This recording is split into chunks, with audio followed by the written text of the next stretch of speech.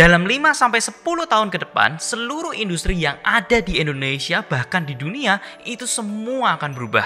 Baik dari otomotif, keuangan, fashion, dan juga properti sekalipun, itu semua akan berubah jauh. Ini semua terjadi karena satu teknologi baru yang bernama Metaverse.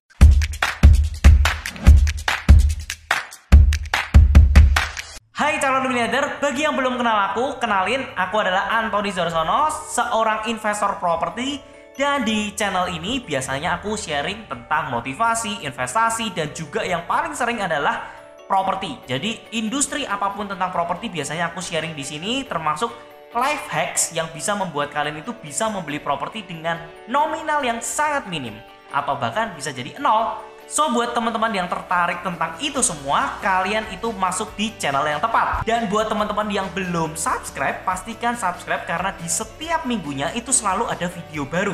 Dan buat yang sudah subscribe, thank you banget. Oke, tanpa basa-basi lagi, kita lanjut ke materinya. Oke, jadi di video kali ini adalah video lanjutan dari videoku yang pertama. Jadi kalau teman-teman sudah nonton video ini, pastikan nonton dulu videoku yang pertama, karena ini akan nyambung dan teman-teman itu nggak perlu riset lagi, sudah bisa dapat intisari apa yang akan terjadi ke depannya, apa yang sebenarnya Metaverse ini akan rubah gitu kan. Untuk membantu kita masuk ke dunianya Facebook, dunia Metaverse yang baru ini, Facebook sedang mempersiapkan hardware-nya. Ini berbeda dengan Facebook beberapa tahun yang lalu. Dulu itu Facebook ini hanya menciptakan software, di mana yang berbondong-bondong untuk menggalakkan supaya membuat hardware-nya adalah ya Samsung, ya Oppo, Xiaomi, terus habis itu iPhone, itu yang berbondong-bondong untuk mendapatkan market hardware-nya. Nah, tapi karena sekarang ini adalah dunia baru yang diciptakan oleh Facebook dan belum ada teknologi yang sampai ke sana, mau nggak mau dia harus menciptakan hardware itu sendiri. Makanya dia juga bekerja sama dan invest ke perusahaan VR yang terbesar pada saat ini. Dan dia juga bekerja sama dengan Ray-Ban untuk membangun brandnya ini, karena dia nggak mau nih ketika orang memakai kacamata itu kelihatannya tuh jelek banget. Dia maunya tuh kayak kacamata normal seperti ini, orang-orang sudah bisa masuk ke dunianya Metaverse itu. Dan yang pasti ketika dia membuat sebuah hardware di mana semuanya sudah terintegrate dalam kacamata ini, dia harus membuatnya dengan sangat-sangat murah. Karena kalau tidak murah, tidak bisa semua orang mengakses dan memakai kacamata tersebut. Nah, untuk pertama kali yang dilakukan Facebook supaya orang-orang itu pada masuk nih ke dunianya. Jadi kalau ibaratnya itu pada Facebook pada awal-awal, gimana supaya orang-orang pakai aplikasinya, ya dia boosting tuh ke orang-orang yang menjadi content creator-nya. Nah, di sini untuk mengajak ke dunia barunya, karena kan ini harus penetrasi pasar gila-gilaan. Makanya dia ini membuat sarana gamingnya dulu, karena dia tahu sekarang orang-orang itu membutuhkan entertainment dalam HP, ya kan, dan dia butuh yang namanya gaming. Bahkan sekarang kalau kita lihat ya, gaming ini sudah menjadi olahraga juga, menjadi e-sport juga, karena makin banyak orang yang bermain, makin banyak juga artinya kesempatan yang ada di sana, ya kan. Nah, kemudian dari games, habis itu dia juga membangun fitness, di mana akhirnya orang-orang itu tuh bisa berolahraga ya melalui kacamata itu aja. Kita bisa berinteraksi, bisa bermain pingpong dengan orang lain, dengan orang terdekat kita yang jauh di sana menggunakan kacamata VR ini. Kemudian yang ketiga, dia itu juga menggalakkan dari segi bisnisnya, karena Facebook juga tahu ya, mau nggak mau kita ini tuh paling penting ya berbisnis. Kita ini harus ada ekonomi yang ada di sana. Jadi dia ini pengen ngebuat di mana kita ini para entrepreneur itu bisa berkumpul di satu titik,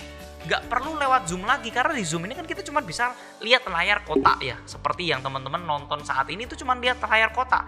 Nah, dia itu pengen ketika kita bisa bener-bener pakai kacamata VR, kita kumpul di satu tempat, kita bisa ngelihat gerakannya dia, kita bisa meeting bareng, dan ini sebenarnya akan membantu banget dari industri kedokteran. Karena kan saat ini susah ya kalau kita mau Zoom dengan pasien yang benar-benar sakit, itu kan susah. Tapi kalau dengan adanya teknologi yang dari Metaverse ini, kita pakai kacamata VR, kita tuh benar-benar bisa masuk, dan kita ngelakuin apa itu bisa benar-benar dilihat sama orang lain. Kita mau melakukan operasi pun, dokter yang lain yang misalkan dari Jerman itu bisa ngelihat, oh jangan di situ karena nanti di sini akan luka, bla bla bla bla. Jadi ketika adanya Metaverse ini, dunia dokter itu akan jadi semakin maju. Kemudian juga dari segi arsitek. Jadi kalau kita ngelihat banyak banget kita ini punya kendala arsitektural, di mana kita ini sebenarnya pengen pakai arsitek yang di luar negeri, tapi kan kendala ya mereka itu harus datang ke sini ya. Gimana kalau misalkan mereka nggak perlu ke sini lagi, kita tinggal menciptakan dunianya itu lewat 3D, kita benar-benar buat seperti yang ada saat ini, terus kemudian orangnya itu bisa langsung masuk ke dunia itu, dia langsung bisa ngukur kira-kira harus pakai yang seperti ini, pakai pembangunan yang seperti ini, dan ini yang sebenarnya akan membantu kita di dunia nyata. Dengan adanya teknologi ini kita nggak perlu lagi yang namanya mendatangkan orang untuk sampai ke sini. Jadi benar-benar semuanya itu secara real time kita bisa benar-benar bekerja dengan sangat efektif. Dan kalau aku ngelihat ke depannya akan ada 3 perubahan bisnis.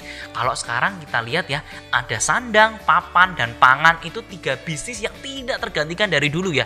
Kalau orang ngomong dari dulu, ya bisnis-bisnis itu ya 3 aja.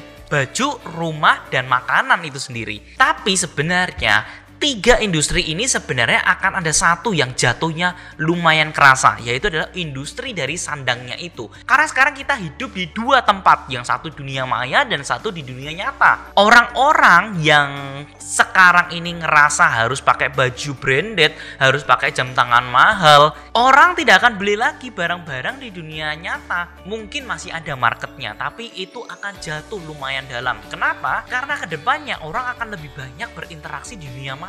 Orang-orang akan lebih cenderung beli skin di sana dibandingkan dengan dunia nyata. Nggak perlulah pakai ya barang-barang yang mewah-mewah. Nggak perlulah di dunia nyata ini pakai baju yang branded-branded. Toh aku juga nggak pernah pergi kemana-mana. Sekarang waktuku setengahnya itu dihabiskan di dunia maya. Terus seperempatnya lagi baru di dunia nyata, seperempatnya lagi ya tidur. Tapi beda dengan properti dan juga industri makanan. Kita tetap yang namanya butuh makanan, walaupun kita tinggal di dunia maya, tapi kita tetap harus makan. Jadi kalau aku ngelihat ya, jadi properti akan tetap, karena kenapa? Tetap yang namanya orang butuh tempat tinggal untuk bisa menggunakan alat-alat dari VR-nya itu. Makanya tetap harus ada properti masih tetap ada. Tapi kalau untuk industri dari fashion sendiri, saya lihat itu akan ada perubahan yang sangat drastis. Untuk orang-orang yang main fashionnya di dunia nyata, itu omsetnya akan jatuh lebih drop.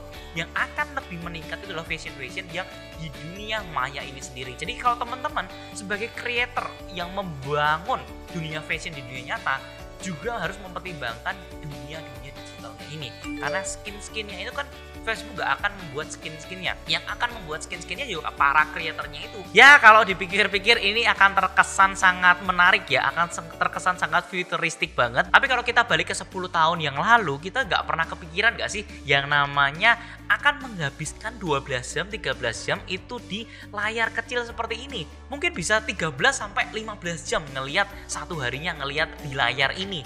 Nah, kedepannya mungkin kalian juga nggak akan ngerasa aneh ketika kalian pakai VR terus-terusan. Nah, terakhir teman-teman, yang menjadi masalah saat ini, ketika kita menggunakan teknologi metaverse ini, kita membutuhkan yang namanya internet 5G. Dimana ini adalah internet super kencang, 100 kali lipat lebih kencang daripada internet 4G ini. Nah, di Indonesia ini diprediksi pada tahun 2025 baru akhirnya teknologi ini bisa muncul, teknologi ini bisa ada dan merata di seluruh Indonesia. Nah, menurut kalian gimana nih? Kira-kira kita sudah mulai harus prepare gak sih dengan adanya industri metaverse ini? Karena Facebook sendiri itu juga bilang bahwa ini perjalanan masih butuh 5-10 tahun lagi untuk benar-benar menjadi berkembang, menjadi benar-benar mature industrinya. Karena kedepannya di dunia metaverse ini tuh orang itu bisa explore menjadi siapa aja. Menariknya, orang-orang yang dulunya nggak pede karena mukanya kurang ganteng, kurang cantik, di metaverse ini kita bisa menjadi siapapun teman-teman ya. Kita tidak bisa melihat yang namanya jelek atau enggak lagi, kita nggak bisa ngelihat ras lagi, nggak bisa ngelihat gender lagi, kita bisa menjadi siapapun di sana. Dan ini akan menjadi sesuatu hal yang menarik banget. Avatar kita bisa dibuat sesuka dengan kita, dan ini menurutku akan menjadi the next big thing-nya. Kalau teman-teman tidak prepare dari sekarang, teman-teman tidak belajar, itu akan ketinggalan banget. Nah, coba teman-teman pikirin yuk, kira-kira ada bisnis-bisnis apa lagi yang akan berkembang di metaverse ini? Coba komen, kita akan bahas di next videonya. Kalau teman-teman punya topik-topik yang menarik seputar metaverse ini akan jadi seperti apa, teman-teman bisa komen di kolom komen ya. So gitu aja videonya, semoga teman-teman memiliki insight baru bahwa kedepannya dunia itu akan jadi seperti apa. Dan jika teman-teman suka dengan video kali ini, pastikan teman-teman like, komen, dan subscribe video ini supaya channel ini terus berkembang dan memberikan edukasi kepada kalian lebih banyak lagi. Thank you for watching and I'll see you in the next video. See you guys!